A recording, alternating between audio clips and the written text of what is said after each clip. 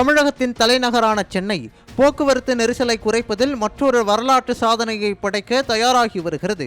கிளாம்பாக்கம் கலைஞர் நூற்றாண்டு முனையத்தில் இருந்து மகேந்திரா சிட்டி அருகில் செட்டிப்புண்ணியம் வரையிலான ஜிஎஸ்டி சாலையில் சுமார் 18.4 கிலோமீட்டர் நீளத்திற்கு இந்தியாவின் மிக நீளமான இரட்டை அடுக்கு மேம்பாலம் அமைக்கப்பட உள்ளது.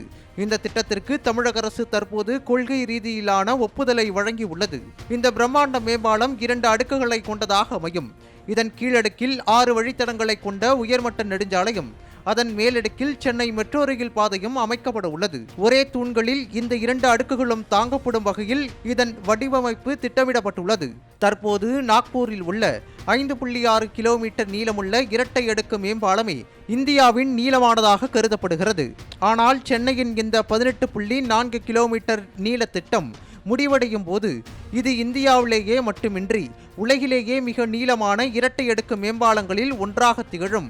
சென்னையின் நுழைவு வாயிலில் ஜிஎஸ்டி சாலையில் நிலவும் கடும் போக்குவரத்து நெரிசலுக்கு இத்திட்டம் ஒரு நிரந்தர தீர்வாக அமையும். குறிப்பாக கிளாம்பாக்கத்தில் இருந்து செங்கல்பட்டு நோக்கி செல்லும் வாகனங்கள் நிலப்பரப்பில் உள்ள சாலையை பயன்படுத்தாமல் இந்த உயர்மட்ட சாலை வழியாக விரிவாக செல்ல முடியும். மெட்ரோ ரயில் சேவை இதனுடன் இணைக்கப்படுவதால் தென்சென்னை மற்றும் புறநகர் பகுதிகளுக்கு இடையே பொது போக்குவரத்து வசதி பன்மடங்கு மேம்படும்.